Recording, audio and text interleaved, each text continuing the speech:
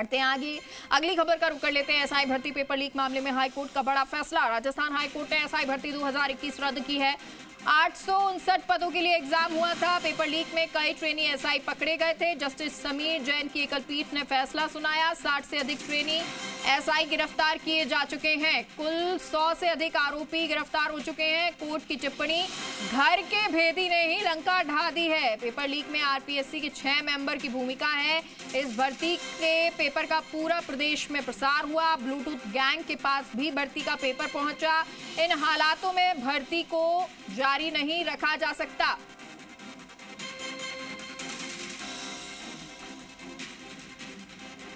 और सहयोगी दिनेश हमारे साथ इस खबर पर जुड़ गए हैं। दिनेश, देखिए, हाई कोर्ट के द्वारा तो इस परीक्षा को रद्द कर दिया गया है। अब राज्य सरकार के द्वारा इसको लेकर कोई तैयारी की जा रही है। और एक और चीज कि 2025 के जो पेपर है उसमें क्या पदों की संख्या को लेकर कुछ हो सकता है, बढ़ोतरी हो सकती है? बिल्कुल मेगा, तमाम मुद्दे हैं। डॉक्टर किरोड़ीलाल मीणा ने लंबा संघर्ष किया है इस मामले पे। चाहे सरकार भाजपा की हो या कांग्रेस हो, किरोड़ीलाल मीणा ने लंबा संघर्ष किया इस भर्ती परीक्षा को रद्द करवाने के लिए। उन छात्रों के साथ हर जगह डटे रहे। पहले जब कांग्रेस सरकार थी तो एक लंबा कारवा दौसा से लेकर जयपुर पहुंचे इस भर्ती को रद्द करवाने के लिए। और उसके बाद दूसरा मामला जब भाजपा सरकार आ गई 2023 में तो भी संघर्ष जारी रहा। तो बड़ी जीत भी आज किरोड़ीलाल मीणा की कही जा सकती है। मेरे साथ खुद मंत्री मीणा है, बात करते हैं इनसे पूरे मामले को लेकर। डॉक्टर साहब, सबसे पहले तो बधाई आपके संघर्ष। देखो, ये मेरी जीत नहीं है, ये किसी व्यक्ति की जीत हो ही नहीं सकती। ये देखो, इस मुद्दे को मीडिया ने जिंदा रखा 2021 से अब तक। इस मुद्दे को बेरोजगार बच्चों ने जिंदा रखा। इस मुद्दे को बेरोजगार बच्चे तंगी की हालात में भी हाई कोर्ट तक ले गए, लड़ाई लड़ी, हाई कोर्ट का मन बना कि परीक्षा रद्द हो गई। तो यहाँ कोई हार जीत का मामला नहीं है। पर ये बात सही है कि पिछले राज्य में ये पेपर लीक हुए थे। पिछले राज्य में एक नहीं 17 पेपर लीक हुए थे। ये प्रमुख पेपर था, लीक हुआ था, जिसका प्रमाण मैंने उस समय मीडिया के सामने भी रखा था, एसओजी को भी दिया था, गहलोत साहब को भी दिया था, सीएमओ में भी कई बार संपर्क किया था। पेपर रद्द करने की मांग मैंने तत्समय ही कर दी थी, प्रमाण देके पुख्ता। पेपर करना तो दूर, रद्द करना तो दूर की बात। उन्होंने आरोपियों के खिलाफ कार्रवाई नहीं की, लेकिन भजनलाल की सरकार आई, एसआईटी गठित हुई, 58 फर्जी थानेदार को गिरफ्तार कर लिया, 100 दूसरे लोगों को गिरफ्तार कर लिया, आरपीएससी के 2 मेंबर कर लिए और मुख्यमंत्री अशोक गहलोत के पीएसओ तक को गिरफ्तार कर लिया। डॉक्टर साहब, मुख्यमंत्री अशोक गहलोत के पीएसओ तक गिरफ्तार हुए। बड़ा रीजन माना जा सकता है कि कांग्रेस सरकार शायद इस वजह से कार्रवाई नहीं कर रही थी इस भर्ती परीक्षा पे, लेकिन भाजपा सरकार आने के बाद तो ये रद्द होनी चाहिए थी। देखो, ऐसा है, ये मेरा, चूंकि हम इससे जुड़े रहे हैं, पिछले राज्य में इस पे आंदोलन हुए और ये घोषणा पत्र का मुद्दा भी था। तो इसलिए मैंने सरकार आने के बाद मुख्यमंत्री जी को भी कहा, मैंने सार्वजनिक रूप से बयान भी दिया। तो मेरी व्यक्तिगत राय सदा ये रही कि ये पेपर रद्द होना चाहिए था। इसलिए मेरे को आज इस बात की खुशी है कि देर भले ही हो गई हो, लेकिन पेपर रद्द हो गया। और इसके कारण सरकार ने भी, चाहे मन कुछ भी किसी कारण से रहा हो, लेकिन सरकार ने जो पुख्ता कार्रवाई करी, उसका परिणाम ये हुआ कि हाई कोर्ट का भी मन बना, ये गड़बड़ है और परीक्षा रद्द हो गई। डॉक्टर साहब, हाई कोर्ट का मन बना और परीक्षा रद्द हुई, लाखों अभ्यर्थियों के हित में भी फैसला आया है, बड़ी बात है। आप संघर्ष कर रहे थे। आज एक और मामला इसी से रिलेटेड है। शिक्षा विभाग ने जो पीटीआई भर्ती का फर्जीवाड़ा था, एसओजी ने 1200 लोगों की लिस्ट दी कि ये फर्जी है, उसको होल्ड कर दिया कि उनका जो वेतन और नियमितीकरण है उस पर रोक लगाई है। तो क्या वो भी रद्द नहीं होनी चाहिए? देखो, ये मुख्यमंत्री जी के इस तरह का मामला है। कोई कैबिनेट में विचार के लिए आएगी तो मैं मेरा पक्ष वहाँ रखूँगा।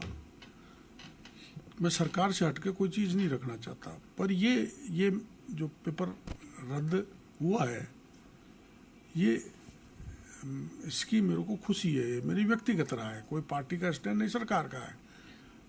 डॉक्टर साहब, ये खुशी होना तो लाजमी भी है कि आपने इसके लिए संघर्ष किया था। एक बात ये कि ये फैसला अगर सरकार द्वारा किया जाता क्योंकि एक तो कांग्रेस सरकार का फैसला था, कांग्रेस सरकार के करीबी लोग गिरफ्तार हुए थे, तो अगर आपकी सरकार अगर ये फैसला करती तो सरकार का भी कहीं ना कहीं एक पॉजिटिव मैसेज पूरी जनता में जाता, सरकार को करना भी।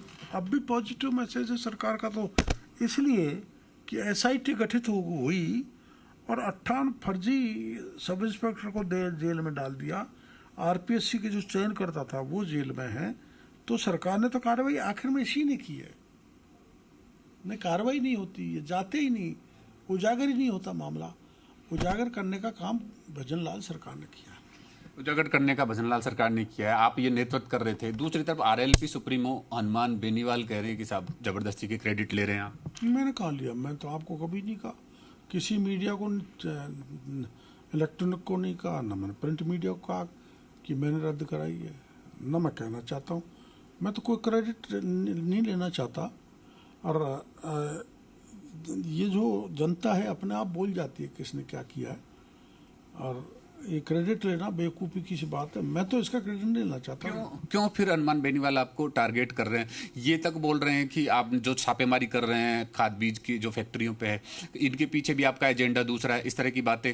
दूसरा ये इस तरह की टारगेट कर रहे हैं कि किरोड़ीलाल मीणा का कद ट्रंप से भी बड़ा है। ये देखो ऐसा है, शुरुआत उन्होंने की है, क्यों की है तो वही जाने, क्योंकि वो मेरे को ऐसा लगता है ईर्ष्या प्रवृत्ति के व्यक्ति हैं। उन्होंने दिवंगत नाथूराम बिरधा को गाड़ी दी, परशुराम मदेरणा को दी, दिव्या को दी, दिव्या के बाप जो स्वर्गवासी हो गए उसके बारे में उठबोटांग बोला, ज्योति को दी, किसी जाट नेता को भी उन्होंने नहीं छोड़ा। तो मेरे को कैसे छोड़ सकते हैं? क्योंकि मैं किसानों के पक्ष में काम कर रहा था, किसानों की जो लूट मच रही थी उसको मैंने रोका है। इससे उसको पीड़ा हुई है कि नेता हूँ तो मैं ही हूँ किसानों का। आप एक बड़ी बात कर रहे हैं डॉक्टर साहब की, एक आरएलपी की जो महिला मोर्चे की जो प्रदेश अध्यक्ष है स्पर्धा चौधरी, उसका पूरा कनेक्शन रहा है इन फर्जीवाड़ों में, पेपर लीक में, पेपर आउट में। तो मैं बिना प्रमाण तो बोलता नहीं। अगर मैं गलत बोल रहा हूँ तो मेरे मानहानि करें मेरे खिलाफ, ये सही है, और मैं आने वाले समय में उजागर करूँगा। अच्छा, किन किन भर्तियों में हनुमान बेनीवाल या उनके करीबी लोगों का हाथ है? नहीं, मैं हनुमान बेनीवाल का नाम नहीं ले रहा, आरएलपी का लोगों का नाम ले रहा हूँ। आरएलपी के लोगों का। अब मेरा कोई व्यक्ति मेरी पार्टी का कोई गड़बड़ करेगा तो आज तो मेरे पे आएगी ना। मैं कोई गड़बड़ करूँगा तो भजन लाल और बीजेपी पे आँच आएगी। तो उठपटांग बोलना बंद करें, वरना तपिश आप तक को झुलसा देगी। अच्छा, आरएलपी के कौन कौन लोगों के दस्तावेज आपके पास है जो फर्जी हो? अभी आप अकेले को नहीं बताऊंगा, सबको ही बताऊंगा। अच्छा, इसके लिए बड़ा खुलासा करेंगे कि आरपीएल के? बड़ा खुलासा करेंगे। आरएलपी, कांग्रेस, दूसरे कई लोग हैं। पर जो महिला पदाधिकारी रही है स्पर्धा चौधरी, उसके दस्तावेज आपके पास है जो भर्ती हो चुके? नहीं, कई के हैं, स्पर्धा के अलावा स्पर्धा के तो हैं। जिस दिन सुरेश ढाका गिरफ्तार हो जाएगा उस दिन कांग्रेस और आरएलपी की सारी कलई खुल जाएगी, और सुरेश ढाका को गायब करने वाला एसओजी का एक आदमी है, अगर उसकी डिग्री टाइप कर दी जाए। चलिए ठीक है। और कई आरोप अभी लगाए हुए